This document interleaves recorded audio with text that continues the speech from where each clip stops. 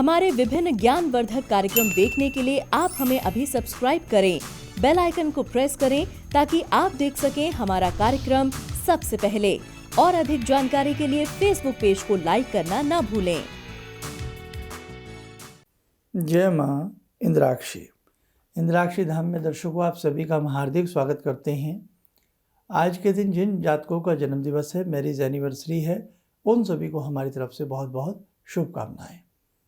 आज हम भाग्य रेखा के बारे में बात करेंगे, लेकिन किस प्रकार की कि कई बार छोटी छोटी टुकड़ों में बटी होती है व्यक्ति की हथेली में भाग्य रेखा।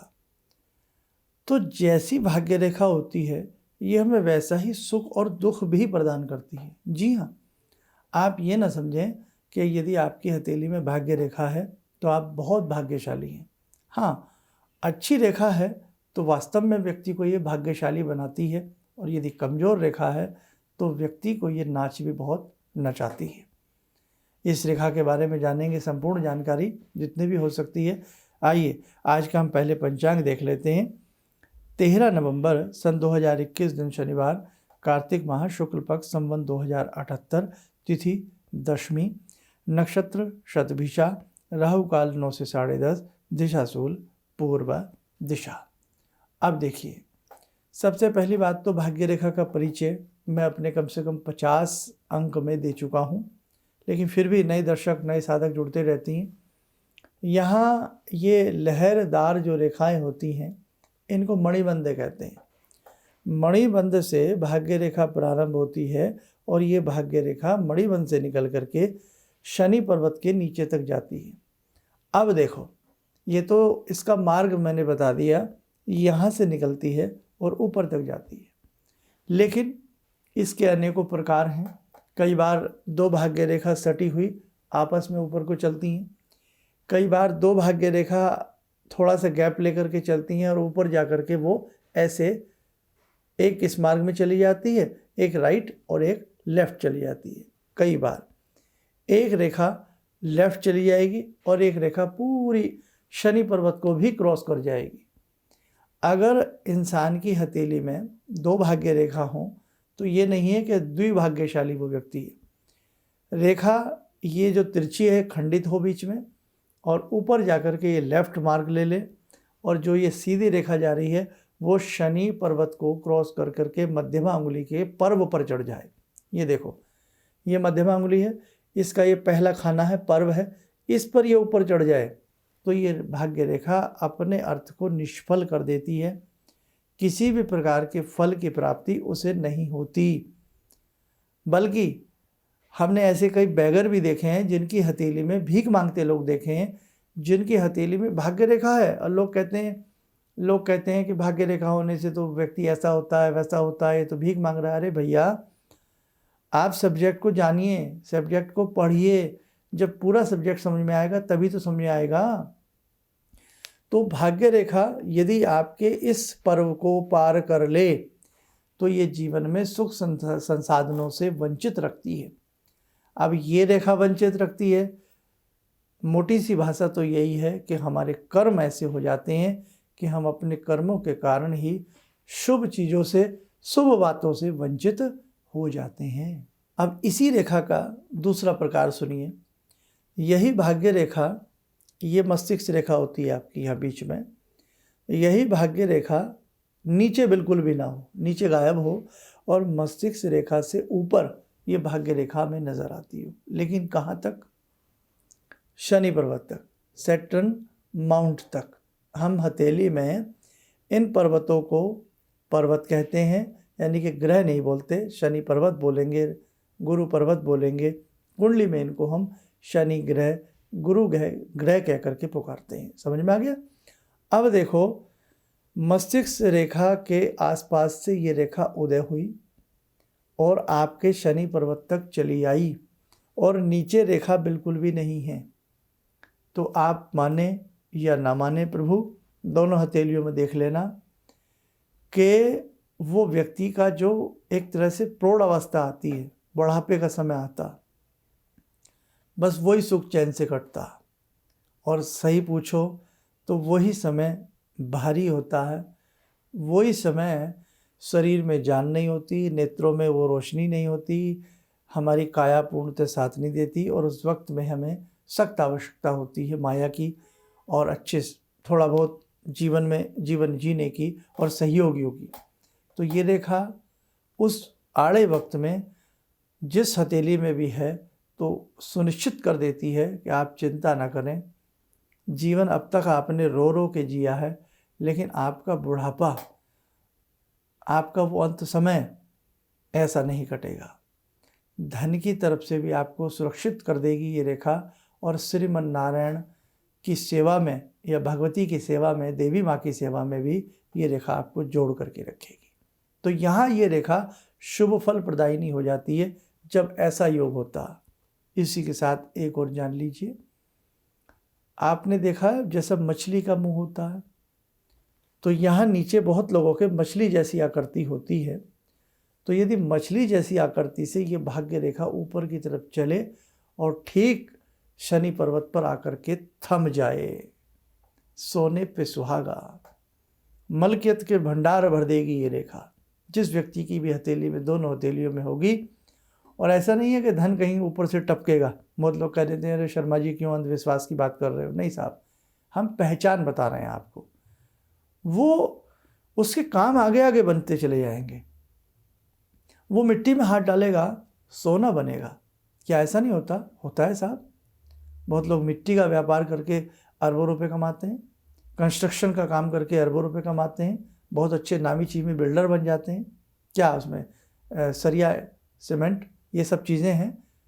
अब फल किससे मिलेगा? क्योंकि लोहा शनि के अंतर्गत आता है।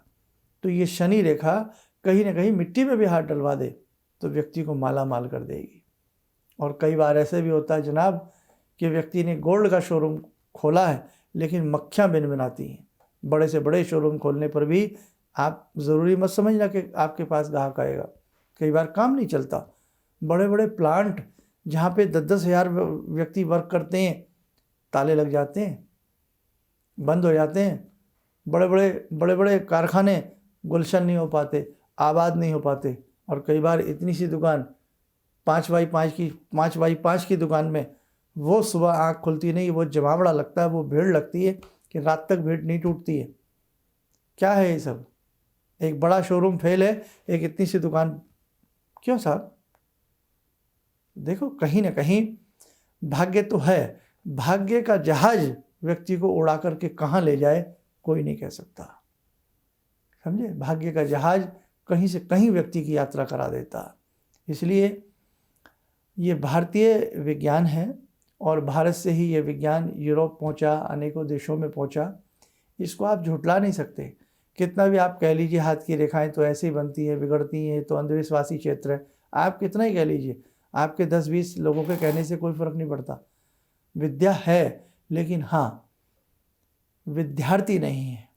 उस विद्या का मंथन करने वाले, उस विद्या में गहरी डुबकी लगा करके घुसने वाले, आपके भविष्य को पढ़ने वाले, आपके भविष्य को सचेत करने वाले, आपके भविष्य में कैसे आनंद मंगल आए उसके विशेष उपाय बताने वाले, हम लोग कई बार कमज़ोर पड़ जाते हैं। तो इसीलिए मेरा कहने का भाव, विद्याएं गलत नहीं है, विद्यार्थियों को वो ज्ञान नहीं है। आयुर्वेद क्या गलत है? क्या आयुर्वेद की जितनी भी विधाएं हैं, आयुर्वेद की जितने भी भाई रस रसायन काढ़े जो भी आयुर्वेद में बताया गया है जड़ी बूटियों के बारे में, क्या वो गलत है? नहीं। उसका जानकार बढ़िया होना चाहिए, परफेक्ट जानकार होना चाहिए, मज़ा आ जाए। संजीवनी बूटी है आयुर्वेद। तो कहने का भाव, इस रेखा की हम आपसे बात कर रहे थे, तो इस रेखा में ये चीज़ ज़रूर है। कई बार व्यक्ति की हथेली में ये 2 रेखाएं होती हैं और एक दूसरे के पैरेलल चलती हैं ऊपर तक, लेकिन एक रेखा यदि खंडित हो रही है और दूसरी रेखा थोड़ा सा ऊपर जाकर के खंडित होकर के गायब हो रही है, तो ये रेखा उस एज तक ही फल देगी जिस एज तक ये खंडित नहीं हो रही है। ये ध्यान रखना, जितने भी हमारे विद्यार्थी हमसे ज्योतिष सीखते हैं या जो भी है, तो ध्यान रखना, जहाँ पर ये खंडित हो गई उससे नीचे की एज में ये लाभ देगी, बाकी लाभ नहीं देगी। तो साधकों, आज मैंने बहुत हल्के में ये बताया आपको, क्योंकि बहुत विस्तारित सब्जेक्ट होते हैं, ये कोई 10-20 मिनट वाले सब्जेक्ट नहीं होते। और 10-20 मिनट करते करते तो आज 25-30 वर्षों से हम बता रहे हैं, लेकिन ये सब्जेक्ट ही पूर्ण होने में नहीं आ रहे। पूर्ण ईश्वर है। इसीलिए विद्याएं हैं, विद्याओं को पढ़ते पढ़ते मथते मथते कई कई जन्म बीत जाते हैं, लेकिन विद्या का पार पाना इतना आसान नहीं होता है। हम विद्यार्थी ही बने रहें और बने ही रहते हैं तो ज़्यादा अच्छा रहता है। इसलिए मेरे साधकों, अगर आपके पास डेट ऑफ बर्थ नहीं है, जन्म समय नहीं है, तो किसी भी अच्छे ब्रह्मज्ञ को आप अपना हाथ दिखाइए। आपके जीवन की कोई भी तकलीफ़ है, कोई भी परेशानी है, तो निश्चित तौर से हमें पूर्ण विश्वास है यदि वो उपाय जो आपको बताएं, और उपाय में ज़्यादातर देखो मैं अपनी बात करता हूँ, मुझे जब भी कोई व्यक्ति अपना हाथ या इस कुंडली दिखाता है, जो भी बात आती है, हम उन्हें ज़्यादातर मंत्र विद्या देते हैं, दान बताते हैं, और दान भी वो बताते हैं जो वो आराम से कर सकें। तो ध्यान रखना, मंत्र विद्या या दान के उपाय ज़्यादा किया करें, उनसे आपको बहुत बढ़िया लाभ मिलेगा। मंत्र विद्या भाई, जो ग्रह अनबैलेंस है उसके मंत्र साधना, जो ग्रह कुदृष्टि में है उसके उपाय, उसका दान करना, बहुत सारी ऐसी बातें हैं जो आपके जीवन की समस्याओं को जड़ से मिटा सकती हैं यदि आप अच्छे से उन्हें करते हैं तो। आइए मेरे साधकों, समय चला आज की ध्यानमाला का। आज की ध्यानमाला में जुड़ते हैं हम भगवान श्री राम से। ॐ रामो राजमणि सदा विजयते, रामं रमे संभजे, रामेण विहता निशाचरचमू, रामाय तस्मै नमः। रामानास्ति परायणं परतरं, रामस्य दासोऽम्यहम्। रामे चित्तलया सदा भवतु मे, भो राम मामुद्धर। राम रामेति रामेति, रमे रामे मनोरमे, सहस्रनाम तत्तुल्यं, राम नाम वरानने। आदो राम तपोवनं दिगमनं, हत्वा मृगं काञ्चनं, वैदेहीहरणं जटायुमरणं, सुग्रीवसंवासनं। बाले निग्रहणं समुद्रतरणं, लङ्कापुरे दाहनं, पश्चात् रावणकुम्भकर्णहननम्, एतद्धि रामायणम्।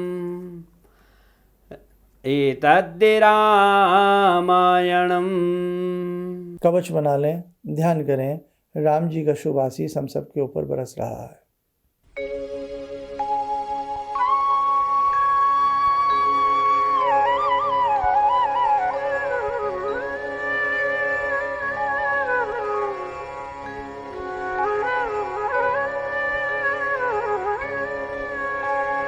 ओम बोलते हुए नेत्र खोलें, सामान्य हो जाएं।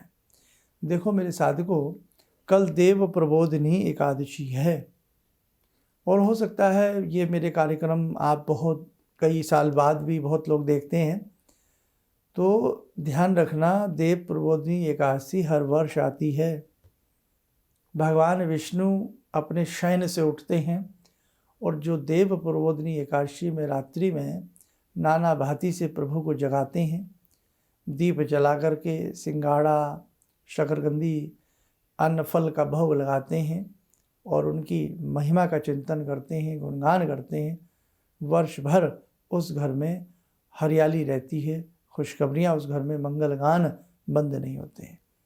कल सुबह का कार्यक्रम हमारे मुख्य चैनल प्रोफेसर धर्मेंद्र शर्मा पर ज़रूर देख लेना, और इस प्रकार के जो भी कार्यक्रम होते हैं उन्हें अपने सहयोगियों में, अपने परिवार में, मित्रों में शेयर किया करें, ताकि उन्हें भी उन चीज़ों का पता लग सके।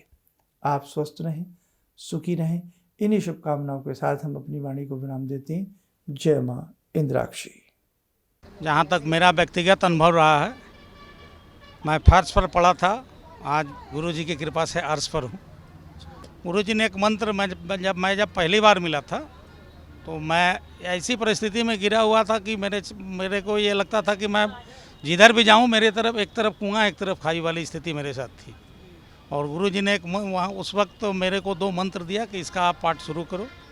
और 2 दान की सामग्री बताई थी और उसको मैंने शुरू किया और उसके बाद से उस वक्त से लेकर आज तक मैं फिर जिस स्थिति में था वो पीछे मुड़कर मैंने नहीं देखा। किसी भी समस्या के समाधान के लिए मिले प्रसिद्ध हस्तरेखा एवं वास्तु विशेषज्ञ प्रोफेसर धर्मेंद्र शर्मा जी से।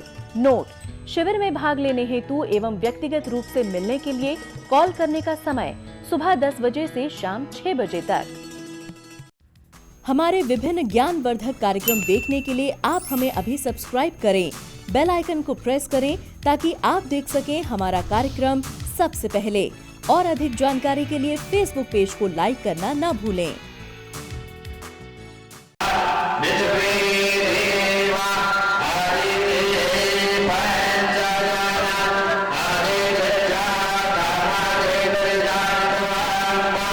Yeah.